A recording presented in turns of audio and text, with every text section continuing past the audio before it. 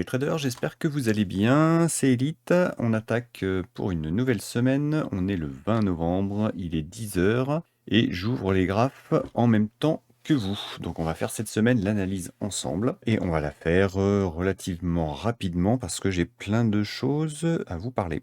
Je me suis noté quelques actions US parce qu'il y a des résultats cette semaine. Je me suis noté quelques actions européennes dont je voulais vous parler. Je me suis noté l'indice indien. Voilà, pas mal de choses du coup. J'ai aussi une news à vous donner, une tout de suite, et puis il y en aura une pour la fin de la vidéo. La news tout de suite, c'est que la formation électrochoc va être mise en ligne là très prochainement, cette semaine. Parce que voilà, PayPal avance pas beaucoup, donc j'ai décidé que si cette semaine il n'y avait pas de résultat de leur côté, et ben il y aura pas de PayPal. Donc on passera par Stripe uniquement, donc par carte bancaire, plus d'autres paiements qui proposent. Ils proposent déjà pas mal de choses, mais il y aura pas de PayPal s'il n'y a pas de résultat de leur côté. Voilà. Pour l'autre news, ben, il faudra rester jusqu'au bout. Ceci étant dit, on attaque. On attaque par le petit disclaimer habituel. Donc, je vous partage le résultat de mes analyses, de ce que je vois sur les graphes. Ça reste évidemment mon avis, ce que je pense des prix, de leur évolution à venir. Vous êtes responsable évidemment de ce que vous faites, de ces informations. Vous êtes libre de trader dans le sens qui vous fait plaisir. Et si vous avez une analyse qui ne correspond pas à la mienne, eh bien, suivez votre analyse. Il n'y a aucun souci là-dessus. Je n'ai pas tout le temps raison. Voilà. Et donc, de toute façon, je ne suis pas CIF, donc je ne suis pas habilité à vous prodiguer des conseils en investissement financier. Je vous partage uniquement ce que je fais à titre personnel de mes finances. On attaque tout de suite. Donc, comme je vous disais, j'ouvre les graphes en même temps que vous. Donc, je vais commencer par le calendrier. Je vous récupère ça. Hop, le calendrier de cette semaine. Côté Europe, côté US, ce qui va nous intéresser, on va avoir je vais y arriver. Mardi. Aujourd'hui, il se passe rien du tout, donc ce qui fait aussi que j'étais pas forcément pressé, mais vous savez que je suis rarement pressé les lundis de toute façon. Donc ce mardi, on aura le MyNuts FOMC, donc en gros un résumé de ce qui s'est déjà dit, même si c'est une news rouge, on s'attend donc pas à avoir non plus des grosses news.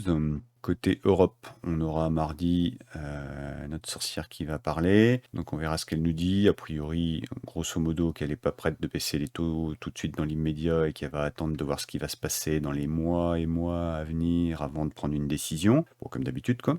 Je vous ai fait un résumé de ce qu'elle va nous dire. Ceci étant fait, mercredi, nous aurons l'emploi aux US. Donc ça va évidemment être une news importante pour cette semaine. On aura tout ce qui est les commandes de biens durables.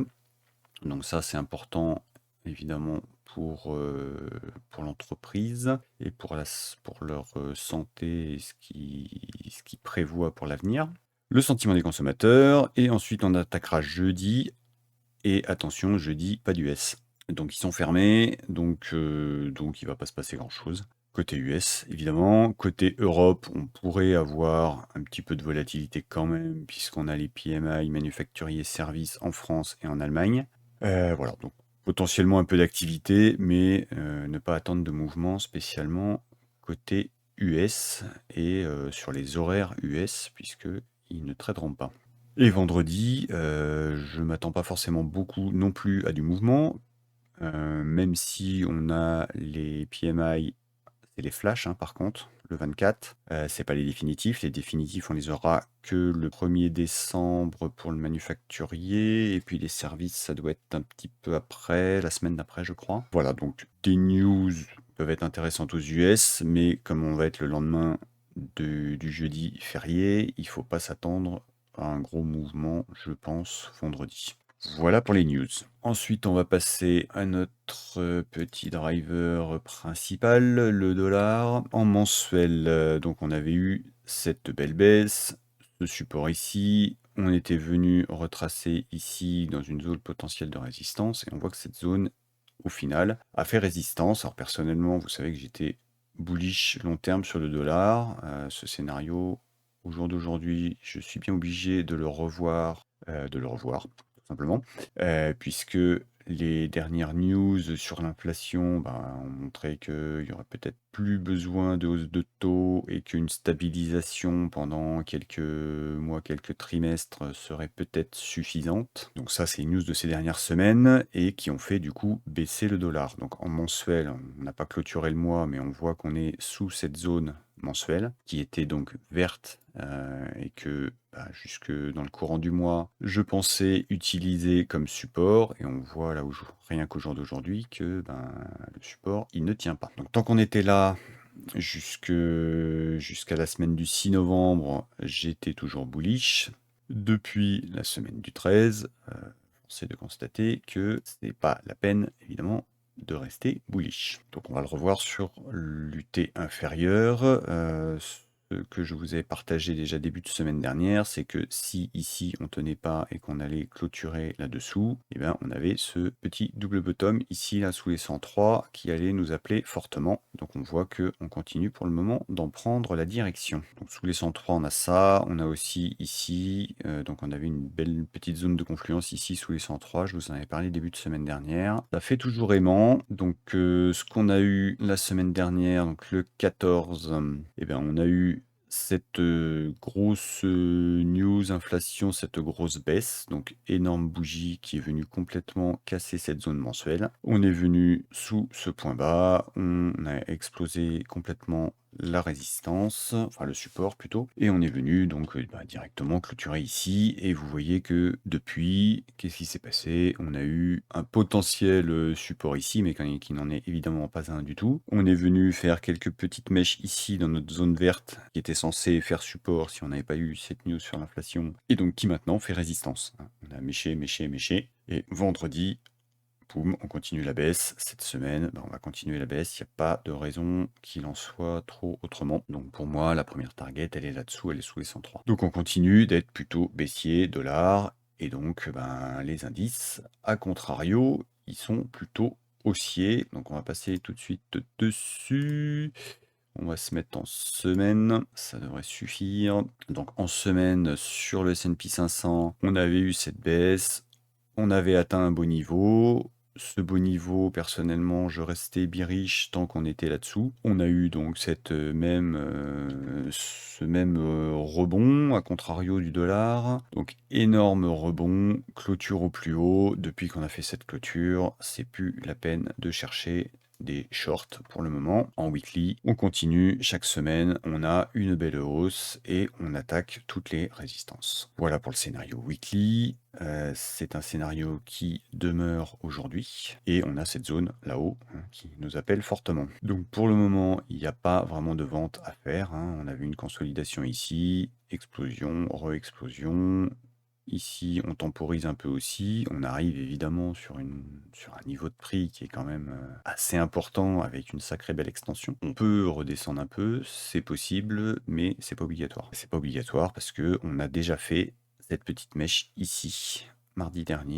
Jeudi dernier, pardon. On a déjà fait cette petite mèche ici et on est reparti bullish. Donc, pour le moment, tant qu'on reste, on va dire, ici, sous les 4540, dans cette bougie-là, il n'y a pas de réel redépart haussier, on reste en consolidation ici, mais on a déjà fait cette mèche basse, donc on n'est pas du tout obligé de revenir chercher plus bas. On peut tout à fait repartir tout de suite dès cette semaine, même si aux US, avec le jeudi férié, ça va leur faire une petite semaine.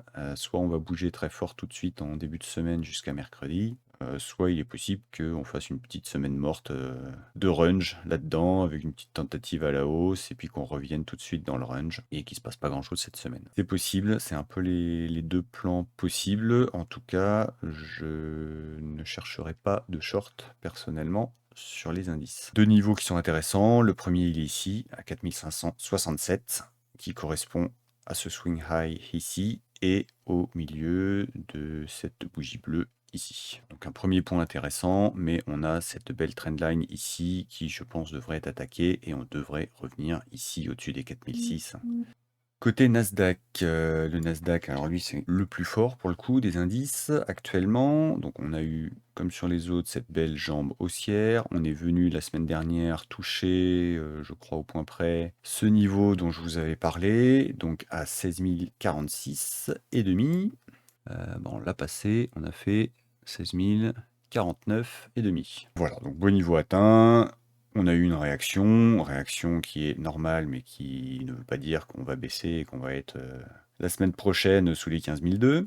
Donc pour le moment, ça reste très bullish, ça reste l'indice le plus fort des trois. Donc à ne pas shorter pour le moment. Comme sur le S&P, on a fait notre petite mèche ici sous les 15 830. Donc depuis qu'on a fait cette mèche-là, il faut observer comment on se comporte ici dans cette mèche et ici dans ce gap. Est-ce qu'on vient retoucher ce gap et qu'on montre une résistance et qu'on ne parvient pas à monter au-dessus? Si c'est le cas, il est probable qu'on revienne tester un peu plus bas par ici. Si par contre on enquille dedans et en particulier au-dessus de ce gap, on va s'en servir tout de suite comme support et on va pouvoir aller chercher le suivant ici vers les 16 130 et venir chercher ici 16 160, 50, 60, ici les clôtures, et venir chercher un ATH à 16 264. Enfin, au-delà. Voilà. Donc c'est ce qu'il est possible pour le Nasdaq, c'est ce que je vous partageais, je crois, semaine dernière ou même semaine précédente, je sais plus. Ça devait être début de semaine dernière, où je vous disais, ça paraît fou, mais on va viser là-haut et potentiellement on va viser un ATH, même si ça paraît pas forcément cohérent d'un point de vue fondamental. Voilà, pour autant, techniquement, c'est ce qui est en train de se passer, donc rester plutôt bullish, à chercher des achats actuellement. On voit, même si on passe en horaire, que ici, entre là et là, il se passe pas grand-chose. Ici, dans ce range là, tant qu'on ne le passe pas, on peut toujours revenir chercher plus bas, mais on a quand même déjà eu cette mèche ici, là, qui est revenue dans la zone daily.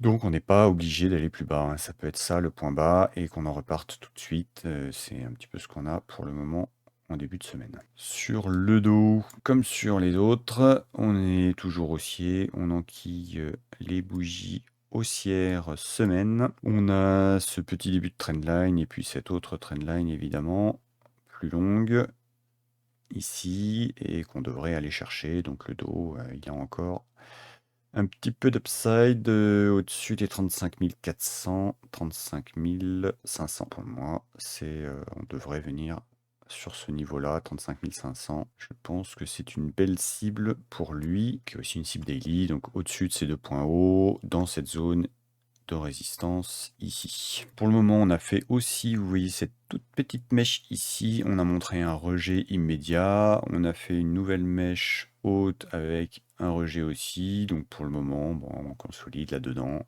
Tant qu'on reste dans ces deux bougies-là, on ne peut pas dire qu'on repart pour une jambe de hausse réellement. On peut tout à fait revenir chercher un petit peu plus bas, notamment, on pourrait revenir...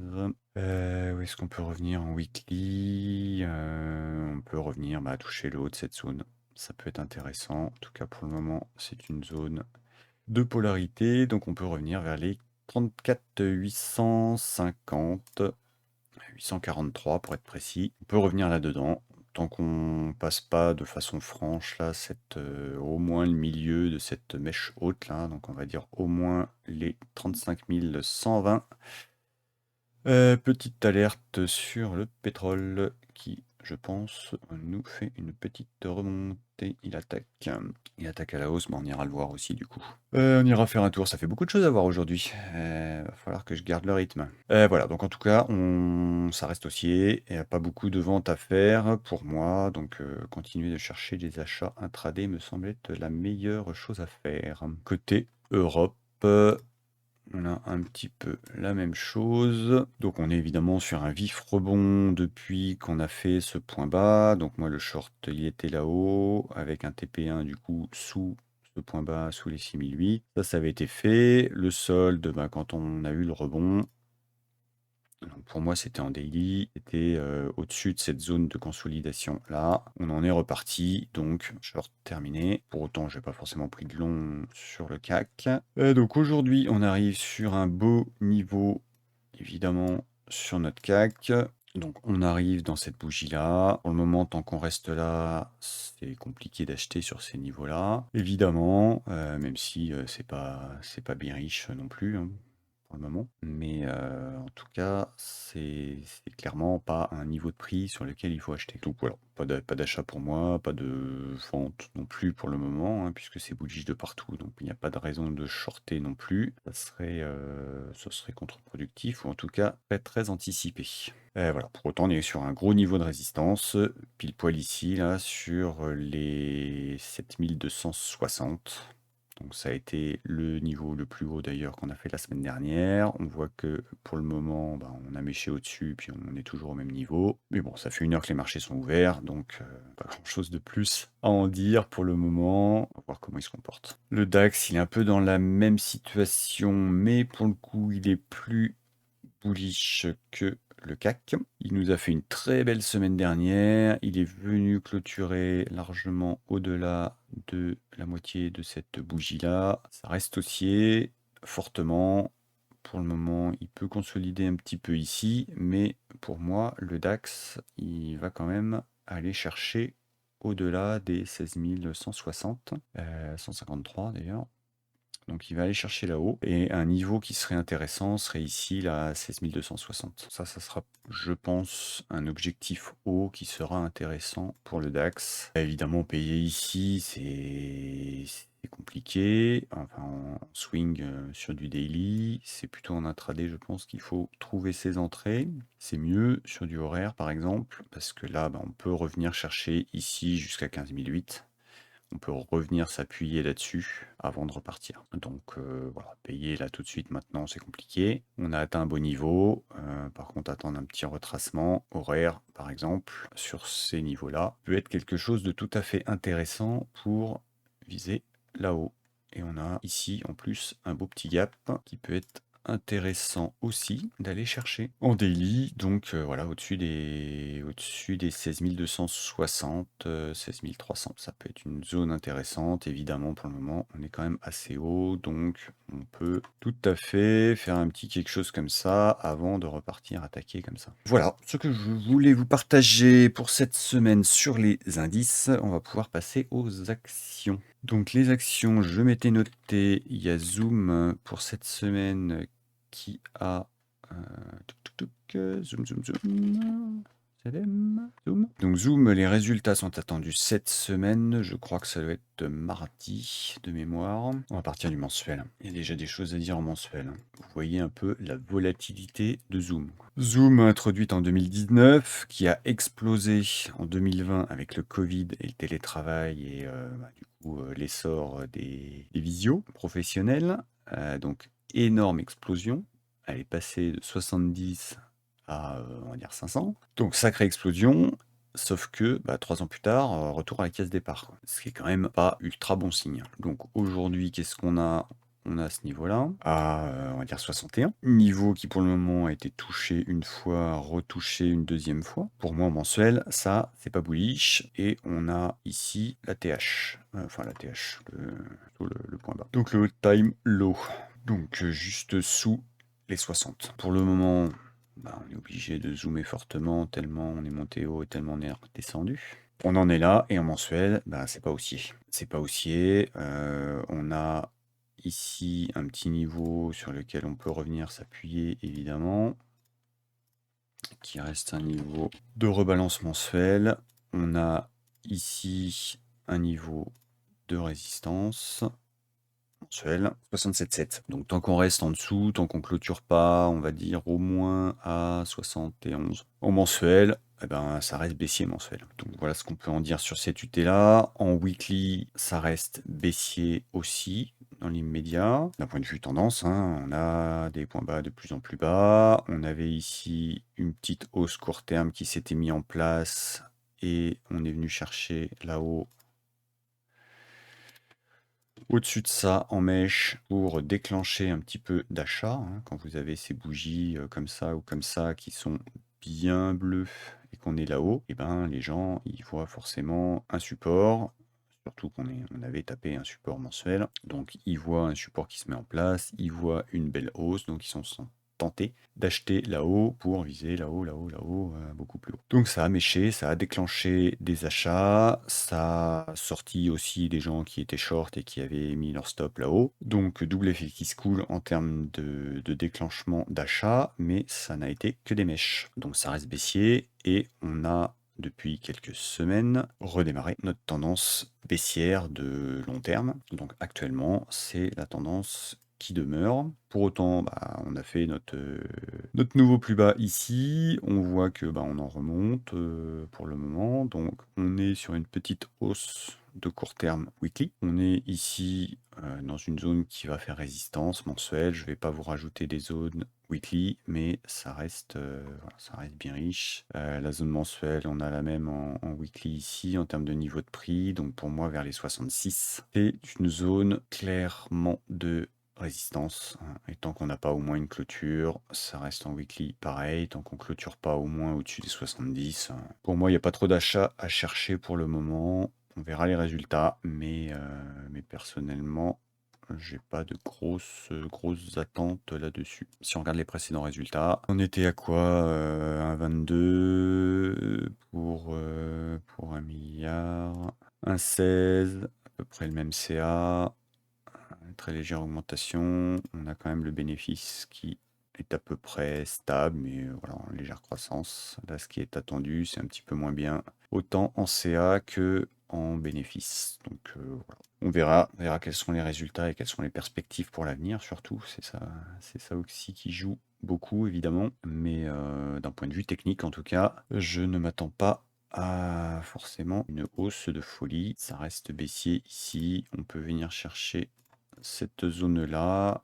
Et voilà, revenir toujours vers cette même zone ici, vers les 66. Tant qu'il n'y a pas de réelle clôture là-haut, pour le moment, pour moi, ça reste baissier pour Zoom. On a Nvidia qui va publier aussi cette semaine. Nvidia, elle est évidemment bullish, mensuel depuis un petit moment. On peut revenir évidemment ici. Cette zone mensuelle, elle est là depuis un petit moment. Pour le moment, on est, on va dire, mensuellement en consolidation dans ces deux bougies-là. Tant qu'on y reste, il n'y a pas grand-chose à faire en mensuel, donc en très long terme. Pour autant, en weekly, ça reste pour le moment haussier, hein. On a eu cette belle hausse. On consolide ici. On a eu une petite attaque en dessous en mèche.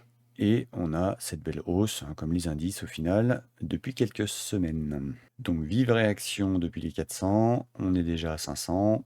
Je pense qu'il devrait aller sans trop de problèmes, à minima en mèche, même si les résultats étaient mauvais, aller là-haut. Mais on s'attend, bon voilà, pour Nvidia, plutôt à de bons résultats normalement. Ça c'est une vieille zone H4 dont je vous avais parlé quand on était, je crois par ici, en vous disant effectivement, ceux qui ont shorté là en H4, on est en daily en H4, ils avaient raison pour viser là-dessous, là-dessous et éventuellement là-dessous. Donc c'est ce qui a été fait. Au final, on est venu chercher effectivement là-dessous et maintenant on a la tendance long terme qui reprend. Donc les shorts court terme ont raison évidemment pendant un temps et puis après les swings plus long terme reprennent le dessus. Voilà, donc ça reste haussier pour moi tant qu'on reste ici là au-dessus des 470. Il n'y a pas trop de soucis là-dessus. On a eu cette bougie noire là, tant qu'on reste au-dessus, et au-dessus de cette noire-ci aussi, pas de souci, ça reste haussier, on verra les résultats, on peut avoir une petite redescente sur ce niveau-là, tant qu'on reste là-haut, on peut tout à fait revenir chercher un petit peu ici aussi, et puis repartir à la hausse, quoi. Voilà, donc ça reste bullish, et en termes de résu, qu'est-ce qui était prévu? Ils étaient à 0,8 milliards, ils étaient à 1,7, donc en augmentation, en explosion. En explosion, et ce qui est attendu, c'est encore largement supérieur, autant en CA qu'en bénéfice, donc encore une explosion des chiffres. Pour autant, c'est pas parce que ce qui est attendu, c'est ça et qu'ils le font, que on va avoir un même ratio entre 3,3 et 2,7, hein, puisque quelque part, cette augmentation du CA et des bénéfices, elle est anticipée depuis beaucoup plus bas. Donc c'est pas parce que les résultats tombent aujourd'hui et sont en cohérence avec ce qui était prévu et en explosion par rapport au précédent que forcément on va exploser de 20% dans les jours qui viennent non plus, quoi. Voilà, soyez prudents toujours avec les résultats. C'est compliqué de se positionner juste avant les résultats. C'est mieux d'être positionné bien en amont, d'étudier ces valeurs, de savoir qu'elles sont en croissance, de savoir qu'elles font évidemment du bénéfice et d'investir dessus quand on est comme ça sur des supports et quand on est venu les attaquer et qu'on en repart. C'est mieux d'investir, même je vais dire ici, n'importe comment, à 450 une fois qu'on est bien reparti du support. On peut se dire que c'est tard, mais bon, ça reste moins pire que là-haut, quoi, clairement. Donc voilà, si on est haussier sur un dossier, il vaut mieux attendre d'avoir ce genre d'attaque et investir après quand on en repart, et du coup de se garder même un stop ultra long là-dessous, une fois qu'on a fait cette attaque et cette mèche, et par contre avoir plutôt une sécurisation quand on arrive sur des niveaux comme ça. Ce qui fait qu'on arrive là avec les résultats, vous êtes en position, vous avez quelques pourcents d'avance. Si les résultats, aussi bons soient-ils, s'avèrent être vendus et que ça descend jusque-là, ben, vous sortez ABE et vous avez tenté avec 0 risque au final. Donc investissez plutôt comme ça que comme ça, en vous disant la veille des résultats, je me positionne et je mets mon stop là ou là et je sais même pas combien parce qu'on est sur des ATH. Donc j'ai pas forcément de target, je vise à la limite du long terme, hein, ce qui est tout à fait envisageable. Donc sans vraiment se positionner de target haute, mais se mettre un stop voilà, qui potentiellement peut se faire éclater, même si les résultats sont bons, quoi. Parce qu'on est positionné, on est rentré beaucoup trop tard, juste avant des résultats, sur une espérance de résultats et de trajectoire, mais qui reste un espoir, quoi. Et l'espoir, comme au casino, ça marche pas très souvent, quoi. Donc voilà pour Nvidia. On a Autodesk qui publie aussi cette semaine. Autodesk, elle est dans un sacré beau range mensuel, après une belle baisse mensuelle. Donc pour le moment, bon, on consolide ici. On peut tout à fait en repartir, mais voilà, il se passe pas grand-chose non plus. Donc c'est pas forcément là-dessus que je mettrai personnellement beaucoup d'efforts, hein. On a ici un beau petit triangle. Pas forcément grand-chose à faire pour le moment. On a cette belle baisse mensuelle. Pour moi, tant qu'on reste là-dessous, bah, c'est pas vraiment haussier. Donc même si on ressort du triangle, on peut avoir un petit fake en mèche et revenir tout de suite dedans. Et voilà, venir chercher des choses au moins par là, voire par là, voire par là. Donc, faut être prudent là-dedans. En mensuel, hein, donc bon, après ça peut être très long, ça peut être aussi très rapide, hein, en fonction des résultats, notamment cette semaine. En weekly, ben, pour le moment c'est plutôt haussier. Après on a des indices qui poussent à la hausse, donc ça aide aussi. Donc on peut avoir des hausses qui se font sans forcément avoir beaucoup de volume. Bon, on voit que c'est à peu près stable, il n'y a pas grand-chose à dire non plus sur les volumes. Voilà.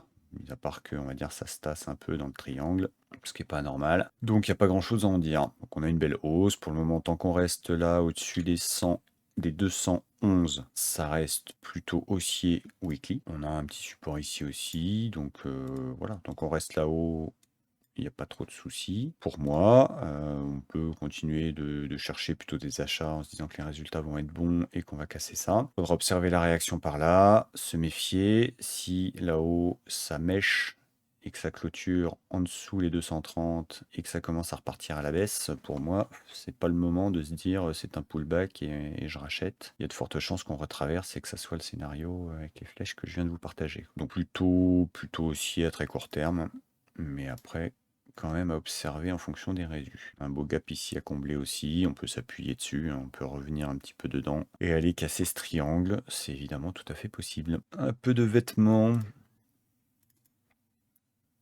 Donc American Eagle Outfitters.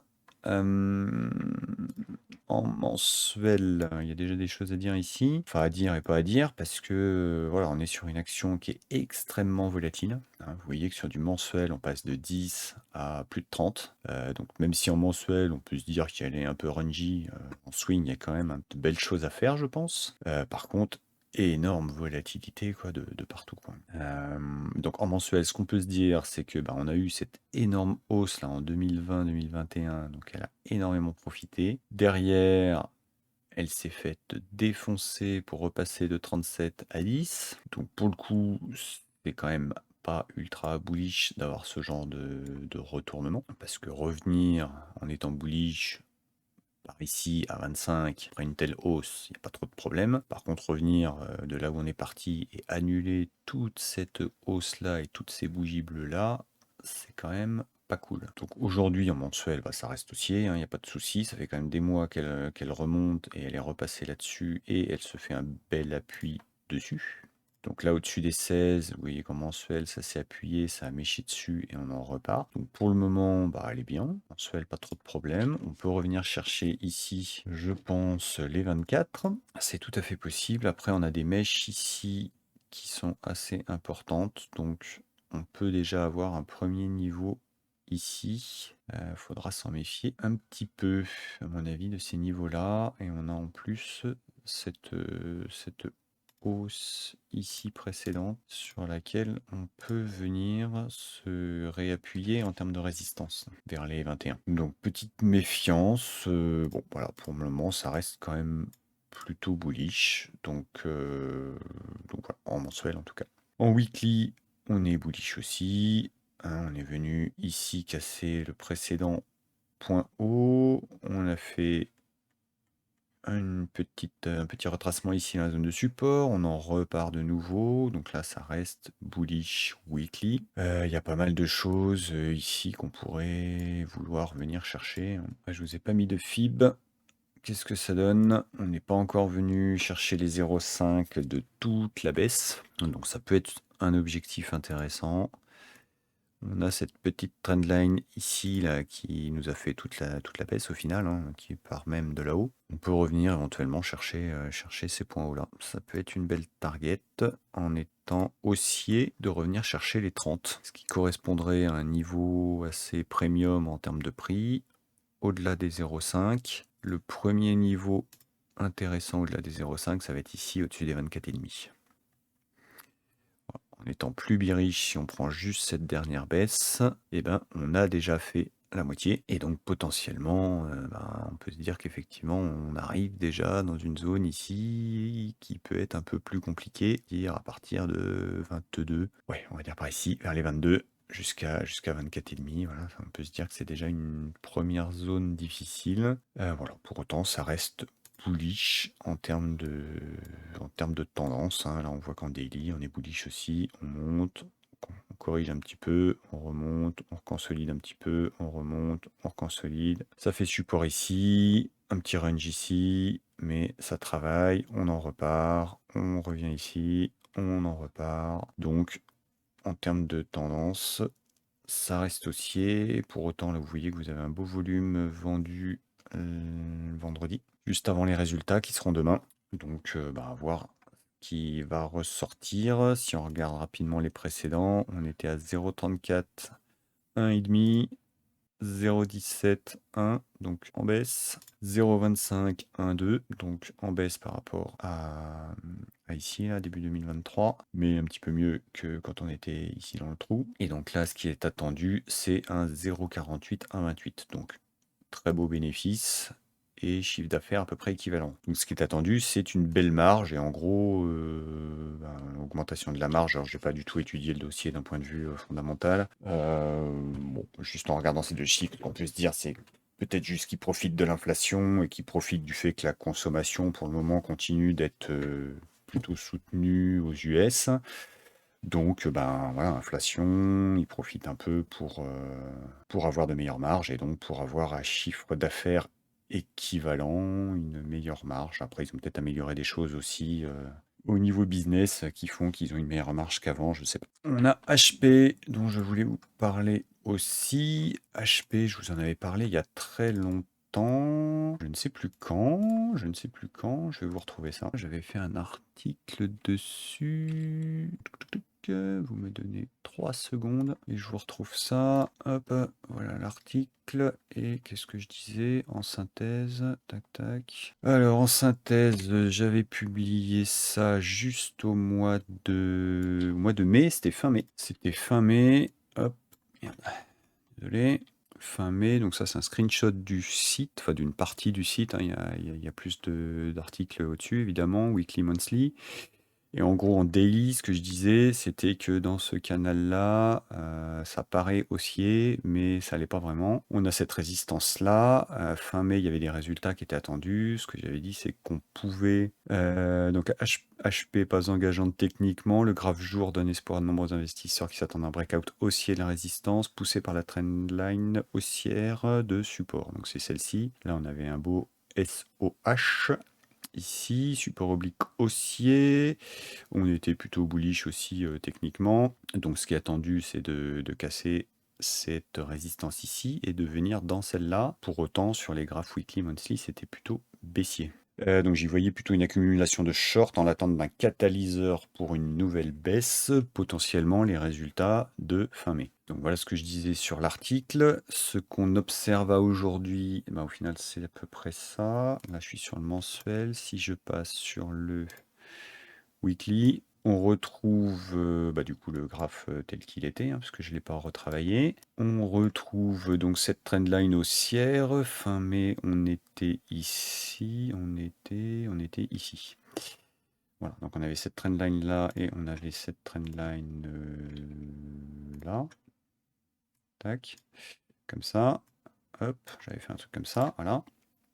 Donc on en était là à fin mai. Je vous avais dit potentiellement on va venir chercher là, mais ça reste baissier long terme, donc ce n'est pas, on a plus de chances d'avoir un fake en fait là-dedans et d'être baissier long terme que d'avoir une explosion à la hausse. Au final, bah, fin mai, il s'est pas passé grand-chose, ça a continué de consolider là-dedans et puis c'est sur cet été qu'on a eu au final ce beau fake. Donc on a eu ce cassage là de trendline ici. On a méché jusque là-haut, jusqu'à 33,8. Donc vous voyez que les prix, ils étaient déjà ici à fin mai, que le graphe n'a pas bougé et que ma foi, ben, ça a plutôt pas trop mal vieilli. Donc on est venu toucher ça en mèche. On a clôturé à peu près au milieu de cette résistance-là. On a reméché, reméché, reméché, reméché. On a toujours clôturé au même niveau et plouf. Donc on est revenu dans ce biseau-là haussier. Ceux qui aiment bien les breakouts attendront ici pour rentrer short. Ceux qui traitent comme moi rentrent short là pour viser directement plus bas. Et ont des ratios de cet ordre de grandeur, quoi.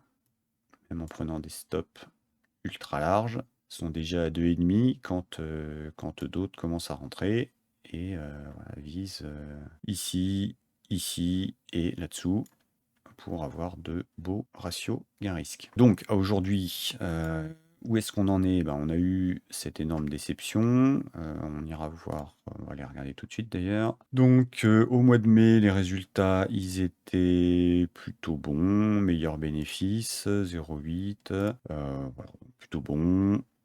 Ça n'a pas breaké tout de suite pour autant. Ça a breaké cet été au milieu, pas de résultat, pas de volume non plus d'ailleurs.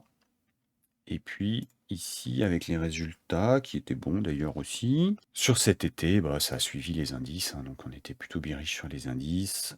Donc malgré les bons résultats, bah, beau gap à la baisse. Et continuation sous la trendline. Donc pour le moment, HP bah, fait comme les indices, hein. On remonte, on est venu prendre un peu d'argent là-dessous, là-dessous, là, sous ce double bottom ici, donc sous les 26. On a repris un peu d'argent là-dessous, donc maintenant bah, on remonte un peu, c'est tout à fait normal. Pour autant, c'est pas haussier, évidemment, bon ça l'était déjà pas ici, mais maintenant c'est un fait, c'est confirmé, ce n'est plus haussier, puisqu'on a une reprise de la tendance baissière. Donc ça c'est confirmé, ça c'est une zone de résistance, évidemment, sous les 29,3. Donc alors on peut revenir éventuellement jusque là-haut, toucher notamment cette ligne ici à, on va dire, 30. On a un petit gap pounet ici aussi, mais qui est pas foufou. Est-ce qu'il y a un gap en daily? Il reste du gap en daily. Est-ce qu'il va avoir envie de clôturer ça tout de suite? Je ne sais pas. Est-ce que plutôt c'est un gap qui va rester ouvert pendant encore des mois, des années? Je ne sais pas non plus. C'est possible. Il a été clôturé à peu près à moitié avant d'engager la baisse réelle, donc il y a quand même plus de chances qu'on reste par ici, qu'éventuellement on clôture ce petit ici sous les 29,8. Ça c'est possible, qu'on vienne faire quelques petites méchouilles là-haut.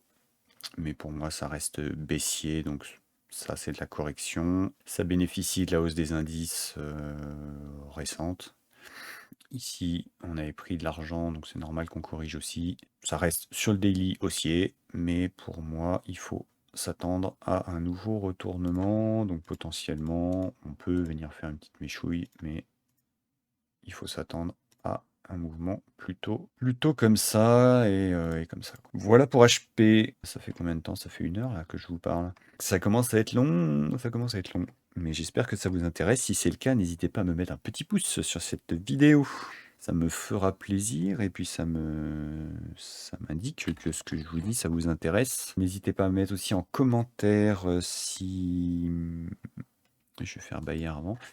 À me mettre en commentaire si vous voulez que je vous regarde d'autres actions. Mettez-moi ça, comme ça on regardera ça ensemble sur les semaines à venir. Elle se fait défoncer là depuis qu'on a ouvert. On regardera ça ensemble sur les semaines à venir, ou je peux vous mettre ça aussi sur le Discord. Discord que vous pouvez rejoindre gratuitement. Vous trouverez le lien dans la description, donc c'est gratuit, ça nous permet d'échanger de façon un petit peu structurée sur les différents salons. Il y a Europe, il y a Forex, il y a matières premières, il y a indice, il y a Action US évidemment. Voilà, donc il y a pas mal de catégories, ça permet d'être un petit peu mieux ordonné que sur Twitter, ça permet aussi de répondre et de discuter de façon un petit peu plus structurée, un peu plus détaillée. Voilà, enfin, ça reste beaucoup mieux et beaucoup plus sympa pour échanger ensemble que les réseaux sociaux. Donc n'hésitez pas à nous rejoindre, on commence à être un certain nombre et c'est bien sympathique. Je voulais vous parler de Bayer.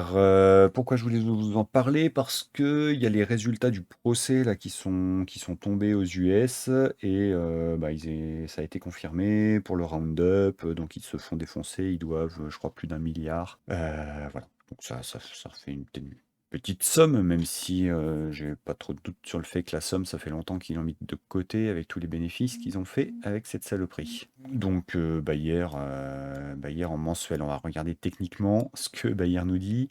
Bayer, il nous dit que depuis 2016, bah, en fait, il est baissier, confirmé ici depuis là.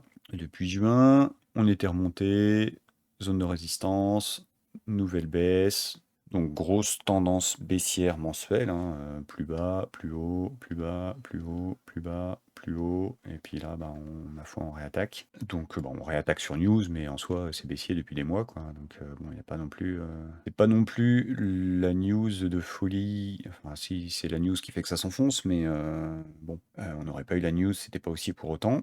Donc très baissier mensuel, hein, évidemment, depuis un bon paquet de mois, pour pas dire d'années. Donc Bayer, personnellement, c'est pas une société sur laquelle, même en tendance haussière, j'ai jamais souhaité investir parce que ben, leur domaine va contre mes valeurs. Donc voilà, c'est pas des sociétés sur lesquelles j'investis. Pour autant, bah, techniquement, c'est pas une société qui donne envie non plus d'investir dessus. Donc jusqu'à maintenant, ce qu'on peut en dire, c'est qu'en weekly, on pouvait y voir un triangle.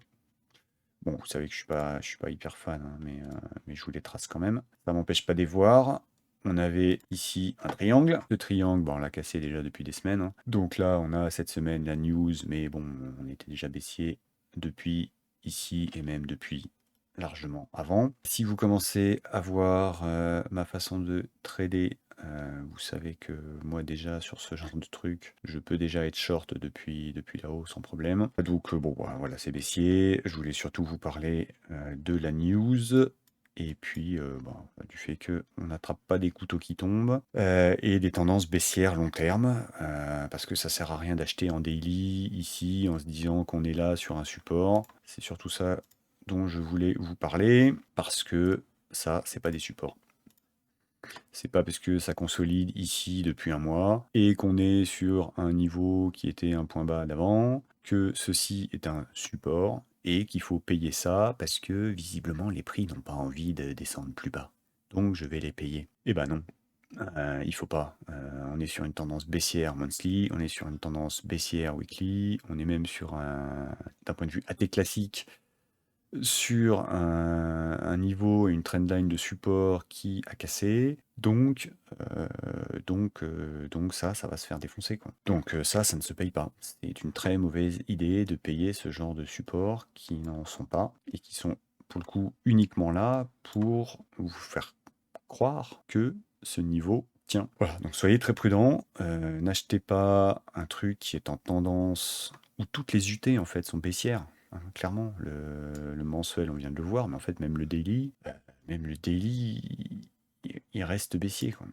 Il reste baissier tant qu'on n'a pas cassé ici les 45, on reste sur une tendance qui est baissière ici. Tant qu'on est là-dessous, on est baissier. On est baissier daily et on est baissier weekly aussi, évidemment. Je cherche mon trait, c'est pas grave.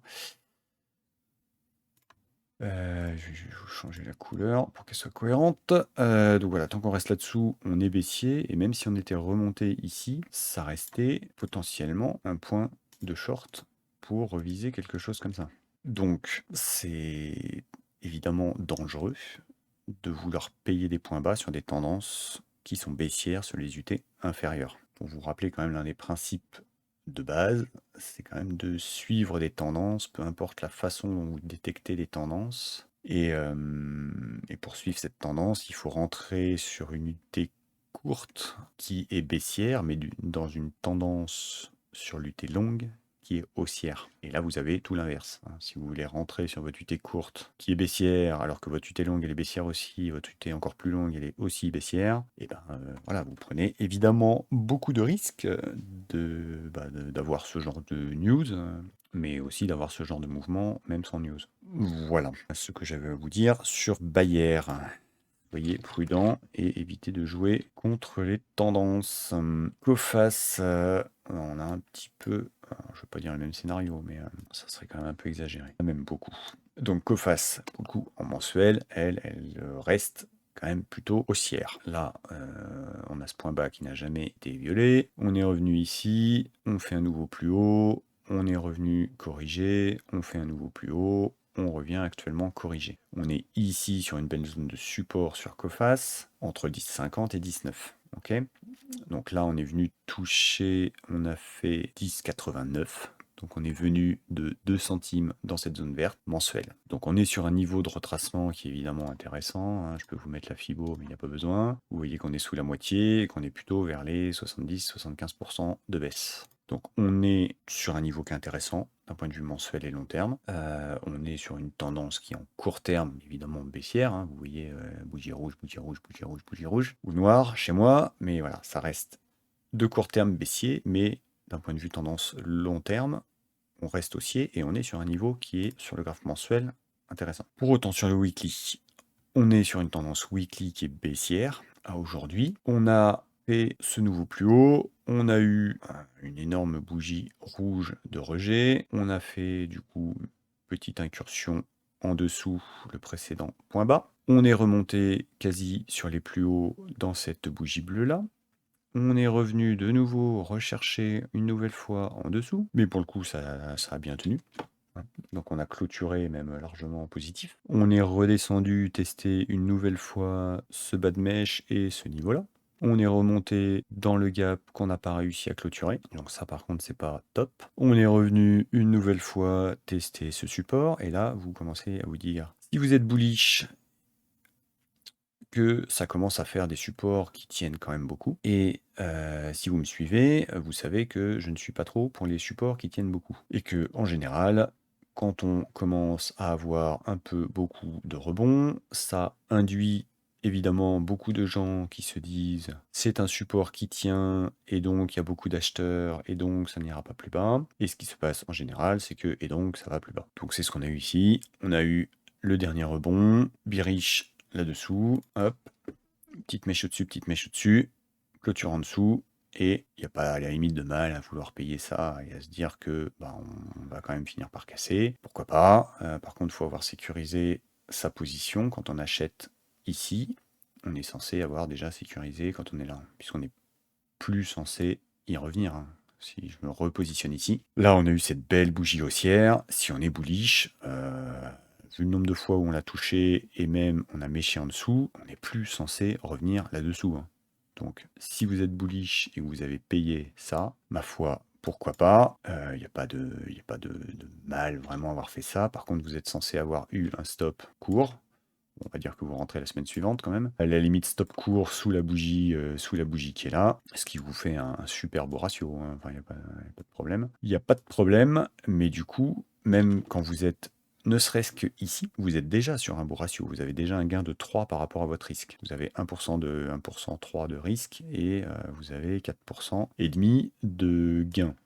Donc bon, 4% et demi dans l'absolu, c'est peanuts, mais quand vous risquez que 1%, ça veut dire que vous pouvez ouvrir une position qui est grosse sur votre portefeuille, hein. Puisque même en mettant 100% de votre portefeuille, ce qu'il faut jamais faire évidemment, mais même en faisant all-in, pardon, bouge le micro, même en faisant all-in sur l'action, si votre stop est touché, votre portefeuille baisserait de 1,3%. Ce qui, sur des swings actions, reste correct. Voilà, c'est pas un risque qui est excessif. Pour autant, petit rappel money management au passage, même si vous avez un stop comme ça, ne faites jamais all-in sur une action. Parce que imaginez pour le coup qu'il y a une news et ça c'est absolument non prévisible et que l'action elle ouvre à -20, vous êtes à all-in, vous êtes à -20% de votre portefeuille. Donc ne le faites jamais, jamais, jamais. Ceci étant dit, vous pouvez mettre, je sais pas, 30% de votre portefeuille dessus. Du coup, vous risquez 30% avec 1,3%, ça vous fait 0,4%, si je compte bien, de risque sur votre portefeuille. Et donc, quand vous êtes là, ben, vous gagnez 3 fois et demi, 0,4%, allez, on va dire 15. Enfin, 1,5. Voilà, donc en tout cas, quand vous atteignez un ratio de 3,5, vous êtes censé avoir sécurisé votre trade. Ne serait-ce que parce que techniquement, après avoir touché plein de fois de support et après avoir une belle bougie haussière comme ça, on n'est plus censé revenir là-dessous. Et encore moins là-dessous, enfin ça serait plus haussier du tout. Donc si vous tradez ça, why not? Mais sécurisez bien vos positions, c'est important. Quand on paye des supports, c'est l'intérêt aussi de payer des supports, c'est que dès que vous avez raison, vous pouvez sécuriser rapidement votre position, et du coup si vous avez tort in fine, eh ben, vous sortez ABE au lieu de sortir en perte, qui reste un avantage non négligeable puisque vous préservez votre capital quand vous avez tort, et donc quand vous avez raison, bah, vous faites des gains. D'où l'intérêt de payer des supports plutôt que des breakouts qui vous font prendre en général un risque qui va être supérieur et une sécurisation qui va être un peu plus longue à venir. Donc en attendant sur Coface, si vous étiez long ici, très bien. En attendant, après cette bougie-là, il est impératif de sortir. Quand ce support-là ne tient pas et qu'on a une bougie absolument dégueulasse comme ça, en weekly, et qu'on arrive donc à 12 sous le pseudo support, qui du coup n'était pas un, il faut absolument sortir ici, quoi. Parce que bah, ce qui se passe, c'est qu'on va venir évidemment attaquer là-dessous et qu'on va venir attaquer ce qui va être en dessous. Donc, ce qui va être en dessous, on a une première zone ici, on a un premier support ici, sur ces bougies ici on a un petit support, donc voilà, on mèche, on mèche, on mèche, on en repart un peu, mais ça reste baissier weekly. Donc, bah, la première résistance, au final, on se fait avoir. On mèche, on mèche, on mèche. Donc, tant qu'on reste là-dedans, bon, on peut se dire que why not. Mais bon, la tendance de long terme restant baissière, et on vient de confirmer cette tendance baissière, on n'a pas de raison de repartir ici tout de suite. Ça serait évidemment beaucoup trop tôt. Donc, il faut qu'elle retravaille un peu au minimum avant de pouvoir repartir. Donc les achats ici, c'est pas des achats à tenter, hormis si vous voulez vraiment juste être en intraday ou un swing ultra court terme à payer pour avoir un petit stop là-dessous et puis à juste vouloir faire ça, quoi. Qui, voilà, en soi, ça fait 4%, vous pouvez vous dire je prends 1% de risque, je joue 4% de gain et terminé, quoi. Mais voilà, c'est pas en tout cas l'idée de ce que je vous partage ici qui est plutôt la tendance. Donc là, la tendance elle reste baissière, donc on est plus à vouloir shorter ici en termes de tendance pour viser là-dessous, voire là-dessous, là-dessous, que l'inverse. Voilà, d'autant plus qu'on a ici une belle trendline qui s'avère être cassée pour le moment. Donc on avait ces deux points bas qui potentiellement voilà, avaient fait, on va dire, support ici, et qui s'avère être cassé ici. Donc on revient, on a touché, je vous ai dit, 2 centimes cette zone-là. Pour autant, c'est pas un prix auquel il faut forcément payer.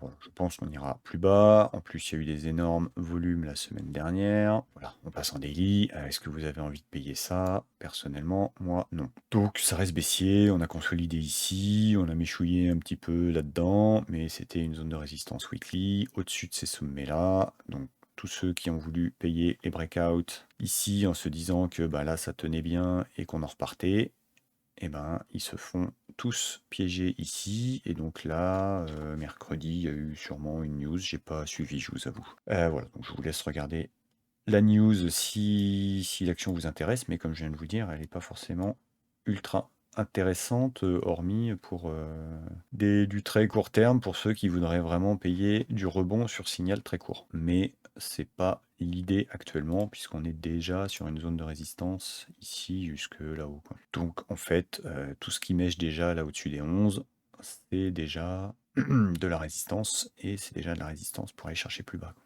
Voilà, donc plus bas, on va où?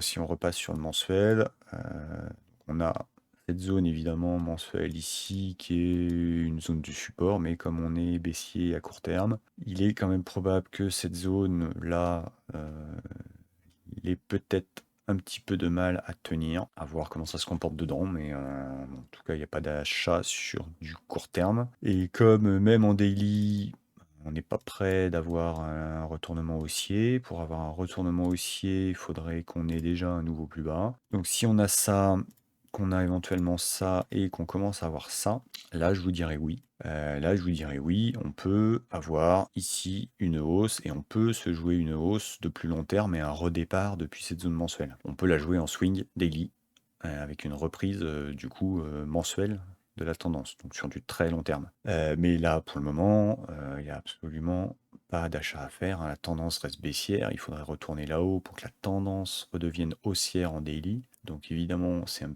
c'est un petit peu haut, c'est pas très haut non plus, hein. Il y a même pas il y a même pas 1 euro. Mais bon, c'est 1 euro qui représente 10%, donc ça commence à faire.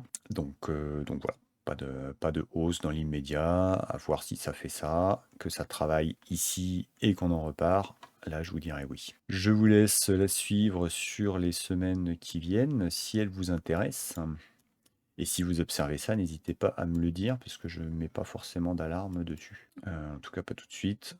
Je peux éventuellement me mettre une petite alarme ici, histoire d'en reparler. Et on arrive au milieu de cette zone mensuelle, ça pourrait être intéressant. Saint-Gobain, je voulais juste vous parler de Saint-Gobain rapidement, non pas qu'elle m'intéresse fortement à l'instant T, mais juste parce qu'il y a une news qui est sortie avec un moins 40% sur les réservations de logements neufs. Donc ça commence à faire un peu mal. Ça commence à vraiment... voilà, autant l'ancien, bon, bah, il se passe pas grand-chose quand même d'un point de vue vente immobilière. Si vous suivez un peu l'IMO, en ce moment, c'est quand même un peu mort. Donc c'est dû évidemment aux taux élevés. Voilà, hein, les salaires augmentent pas dans les proportions des taux et de l'inflation. Donc il y a quand même moins de gens qui achètent. Donc il y a moins de gens qui achètent dans l'ancien et il y a aussi moins de gens qui achètent dans le neuf parce que bah, les prix du neuf sont juste exorbitants, quoi. Donc peu d'achats. Donc la news en soi n'est pas une grosse news exceptionnelle, mais enfin bon, moins 40% quand même, quoi. Donc d'un point de vue technique, en tout cas, Saint-Gobain, qui travaille dans le domaine, qui est un bon fournisseur, bah, il avait eu cette énorme baisse 2007-2008 là, donc bon, ça date. On est sur du mensuel, très très long terme. On est revenu en mensuel sur une zone qui était intéressante ici et qui n'a pas pu être traversée vers les 62 et sur un niveau de retracement qui est intéressant par rapport à la baisse, hein, donc vers les 61,8, il devait être par ici, là on doit être vers les 70. Donc voilà, niveau de retracement intéressant sur le mensuel et on voit qu'on a méché, qu'on est revenu le toucher ici, que pour le moment on a un pseudo support qui se construit ici à 48,8 en mensuel, donc très très long terme. Pour le moment, on a une très belle bougie mensuelle. Pour autant, bon, vous voyez, il n'y a pas de volume, hein. On va pas dire que ça soit la grosse explosion due à des résultats de folie et à des perspectives de folie. Pour le moment, on est potentiellement plus sur un retracement technique à voir ce qui va se passer là-haut en mensuel. Évidemment, si on vient clôturer au-dessus des 63, ça redeviendra quand même plus haussier long terme. Pour le moment, on reste sous cette résistance-là, sous les 62. On a eu cette belle hausse quand même qui était plutôt sympa. Donc, bon, voilà, on consolide en mensuel. On va descendre sur les UT pour voir un peu plus, un petit peu plus clair. Donc, on a toujours ce support. On a évidemment cette belle hausse. Pour le moment, ça reste haussier weekly. Tant qu'on reste au-dessus des 57, ça nous fait une belle hausse et on peut revenir chercher ici tout à fait au-dessus des 65. Enfin, vers les 65 en tout cas. Donc à voir comment ça travaille. Je suis pas hyper intéressé bon, du fait de la news dont je viens de vous parler. On a cette petite trendline baissière qui peut peut-être nous faire d'ailleurs entre guillemets, on l'a passé à voir. Bon, c'est pas très, c'est un peu millimétré, donc on va pas la prendre, mais voilà. En tout cas, ça reste aussi au-dessus des 57. En weekly, on a bien profité là ces dernières semaines avec quand même de très belles bougies qui ont été faites. Il faut quand même se méfier, notamment de ce pseudo support là, 48.8. Je suis pas très fan du tout, et pour moi, en général, ce qui se passe derrière, c'est qu'on a quand même de belles baisses. En tout cas, il y a du monde qui va mettre son stop là-dessous. Donc, si on vient à reprendre une tendance baissière, ça va faire mal sous les 48,8. Voilà, je vous le dis d'ici. Enfin, je vous le dis maintenant tout de suite. Pour le moment, on est venu chercher déjà cette trendline ici. On l'a pas encore complètement passé, mais il est probable qu'on la passe complètement. On est revenu pour le moment dans ce gap. Là, on est au-dessus, donc pas de souci, hein. Pour le moment, ça reste haussier. Daily. Voilà, on va se le remettre comme ça. On revient dedans, on clôture au-dessus. Tant qu'on reste là-haut, on peut reviser par là-haut et on peut reviser par là-haut, par là-haut, par là-haut. Donc daily, haussier pour le moment. On a évidemment cette petite zone là-haut de résistance daily. Donc c'est aussi pour ça qu'elle ne m'intéresse pas tout de suite maintenant. Grosse zone de résistance, gros retracement évidemment de toute cette baisse, mais presque même un peu trop, hein. On est déjà à 75, donc bon, on va voir ce que ça va donner là-dedans. Ça reste haussier pour le moment. Je vais pas vous dire que c'est baissier. Tant qu'on reste donc au-dessus des 57 en weekly et puis du coup au-dessus des 57,2 en daily, il n'y a pas vraiment de short à tenter non plus pour ceux qui feraient de la VAD. Pour le moment, c'est haussier. On devrait aller dans cette zone ici. Si par contre on commence à la rejeter et à refaire ça, là on attaquera une tendance baissière. D'ailleurs, on ferait plutôt comme ça si on doit faire quelque chose. Donc, à voir ce que ça fera. Si on fait ça, c'est baissier. Si on fait pas ça, mais qu'au contraire on clôture là-haut, eh ben, on risque de faire hop et hop. Donc à surveiller ici. Pour moi, c'est trop tard personnellement pour tenter quoi que ce soit là-dedans. Mais voilà, je voulais vous en parler par rapport à la news à minima sur l'IMO. L'Inde, je voulais vous en parler rapidement. Et puis après, je vous parlerai vite fait du Bitcoin. Ah, j'avais dit qu'on regarderait le pétrole aussi. Je vais vous faire une vidéo. Mais pauvres, hein, vous allez la regarder en 3 fois. L'Inde. Allez, l'Inde, c'est haussier évidemment depuis un sacré bout de temps, depuis le Covid, là, ça a monté comme tout le monde, sauf que ça n'a pas baissé comme tout le monde. Donc l'Inde est sur des ATH, donc très beau, hein, très beau, très beau. Franchement, il n'y a rien à redire. C'est haussier mensuel.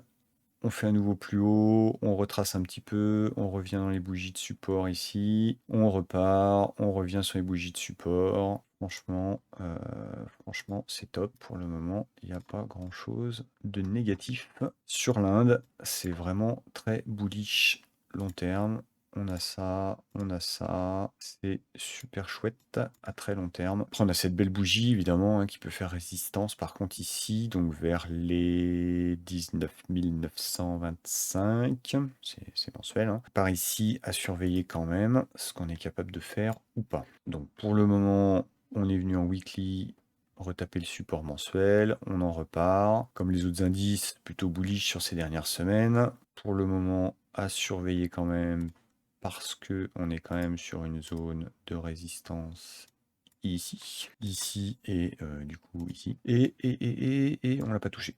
Mais on clôture tout le temps en dessous. Donc pour le moment, tant qu'on reste là, sous cette zone là, et qu'on n'a pas une clôture weekly en dessus, pour moi, c'est pas la peine d'essayer de viser quand même au-dessus des 20 240 parce que c'est pas ultra bullish non plus. Donc soyez quand même prudents, là-dessus. On a eu quand même un nouveau plus bas, un potentiel retournement. On revient ici sur une zone de résistance. On a méché ici juste au-dessus et on a clôturé sous notre zone rouge. Donc c'est pas top top quand même en weekly pour notre Nifty. En daily, par contre, on a un beau retracement de cette baisse-là, évidemment. Mais voilà, vous voyez, c'est quand même extrêmement risqué, en tout cas, de tenter des achats sur ces niveaux-là, sur le Nifty.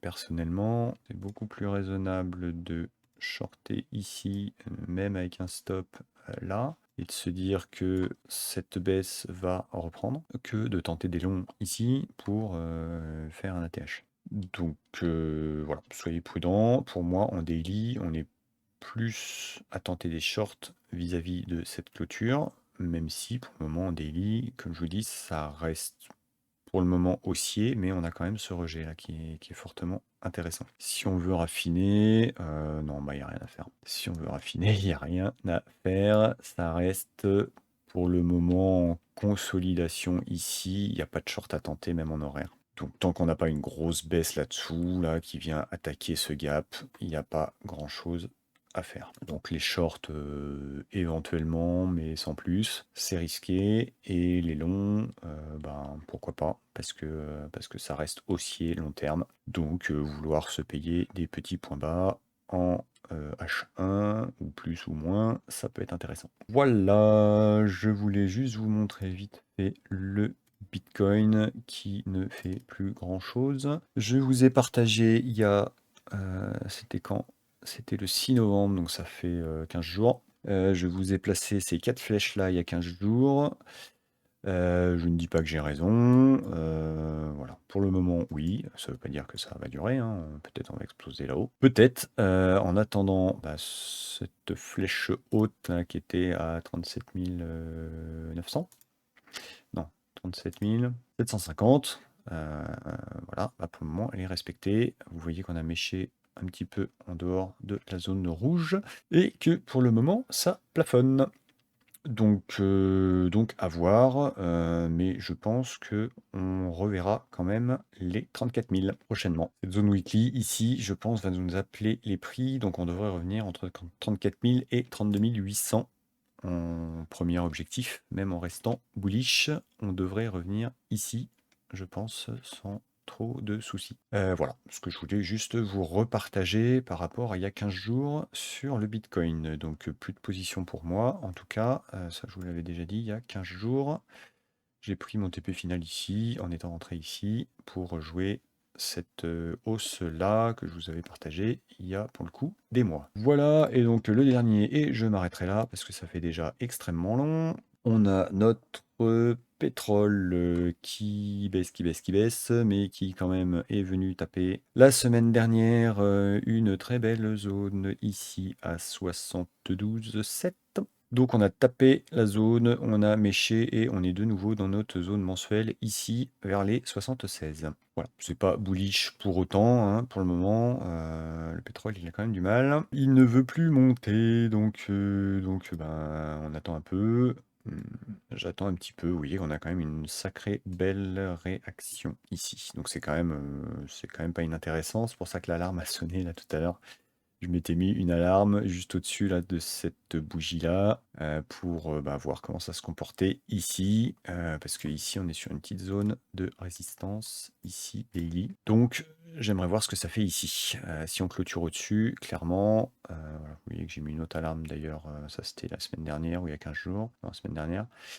En me disant si on arrive à reclôturer par ici, là vers les 78, par contre, on pourrait assister à une reprise haussière. En tout cas, là, on a tapé un super niveau. Vous voyez que les volumes d'ailleurs ont été importants ici et là. Donc là, il y a sûrement beaucoup de monde qui est sorti et du coup, beaucoup de monde qui est rentré, mais pas les mêmes. Donc à surveiller en tout cas, même si on passe en horaire, vous voyez qu'on a eu cette belle potentielle dernière baisse agressive qui a été faite, qui est venue toucher notre niveau ici à 72,6 et depuis, ben, on en repart. Touc, touc, touc. On grignote, on grignote. Là, on consolide. Ça reste haussier ici, même en horaire, au-dessus des 76. Donc, bah, ma foi, tous les achats qui se font, notamment bah, ce matin, là, à 9h, 9h et 10h, là, donc, bah, voilà.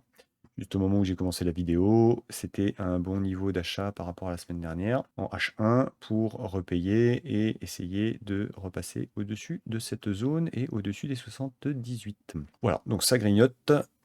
C'est plutôt positif pour le pétrole US. Et on est à peu près à la même chose, je crois. Sur le UK, on est même exactement à la même chose. Vous voyez que j'ai pas retravaillé les graphes, mais, mais quand on a des bons niveaux, eh ben, c'est pas la peine de refaire les graphes tous les 4 matins et de changer son fusil d'épaule. Cette zone ici, ben, maintenant, par le coup, elle est plus verte, elle est plutôt orange. Elle agit comme une résistance actuellement, mais on est venu taper ici cette zone verte. On a eu un très beau rebond. Donc, on va observer comment ça se comporte là-dedans. Vous voyez que ce scénario-là est complètement à jeter puisque ce support ici, qui devait faire support pour rester haussier, bah, n'a pas fait support. Donc, on ne peut plus rester haussier à partir de cette bougie-là. D'où le fait qu'on soit venu chercher ici le niveau inférieur. Voilà, donc pareil que le pétrole US, je ne vais pas vous le refaire. Voilà. Au niveau analyse, ce que je voulais vous partager pour cette semaine.